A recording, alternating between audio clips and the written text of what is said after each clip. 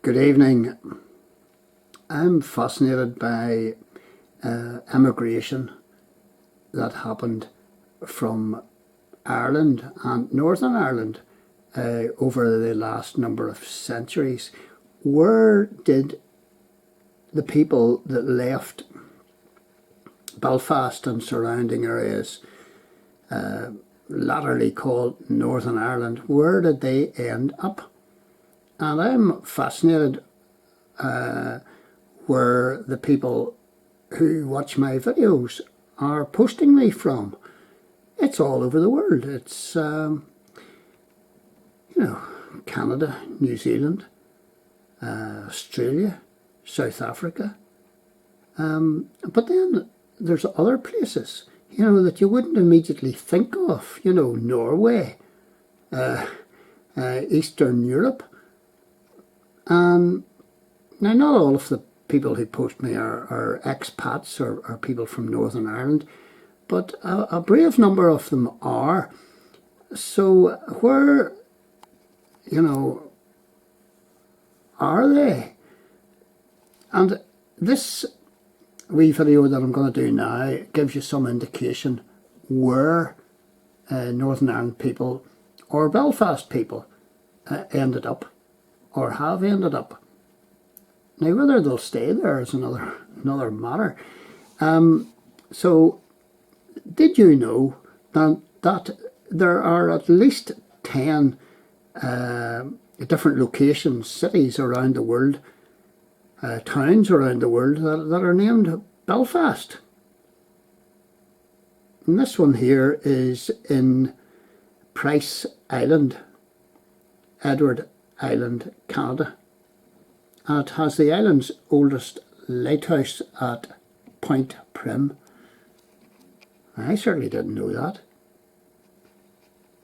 So Belfast and Northern Ireland, and indeed Ireland, people joke about this, but it's actually a fact. What is the island of Ireland's biggest export?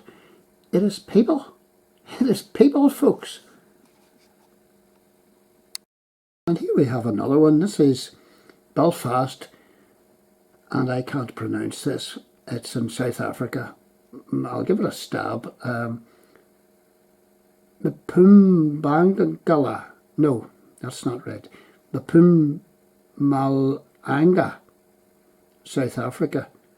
And an awful lot of people from Ireland, both north and south, emigrated to South Africa, way before the turn of the century, or before the 1900s, 1800s. And this town of Belfast in South Africa was named after Richard Charles O'Neill from Belfast, and he owned one of the biggest farms in the area, and the town was subsequently grew around his farm. This one is Belfast in Maine. I knew about this one. Didn't know about many of the other ones. An awful lot of the people from Ireland in the emigrations, which happened over centuries, headed for New England, and a lot of them didn't leave New England.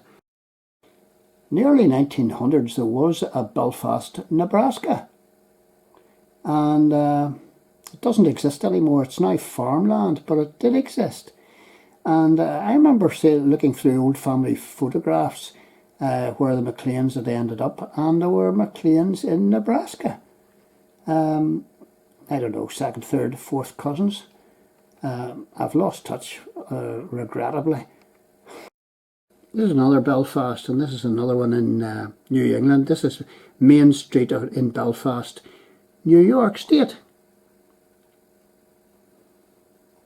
Named in 1825 because many of its residents were Ulster Scots ancestry. And here's a surprising one, Belfast, Jamaica. And the Northern Irish got themselves everywhere, and they mixed with so many different other European nationalities that were also emigrating. I've now moved over to Google Maps. You can just make out Nashville here. Where is Nashville? There's Nashville, the home of country and western music, the Grand Ole Opera. And if you look closely at the balloon, the red balloon, here we have Belfast Market and Deli. Isn't that good? And there it is. Bit of a hole in the hedge, have to say. And this is an interesting one. This is Belfast, California. And this was named, I don't even know if it counts properly. This was named after Charles A. Murrell, and he named it after Belfast in Maine, where he had moved from. So I don't know whether it really counts. Well, still it is Belfast. A coastal, once a thriving port, southwest of Melbourne in Australia, and it was known as Belfast, Australia. But by an act of Parliament, its name was changed to Port Ferry, would you believe? I think Belfast much better. A lot of people emigrated to Australia, yes, but a lot of other people emigrated to New Zealand, which was actually more like, the environment, the countryside in and around County Down, etc., etc. So this is Belfast, New Zealand, and this is the suburb of Belfast, near Christchurch in New Zealand. And I had relatives who emigrated to New Zealand, and Christchurch it was actually, just before the First World War.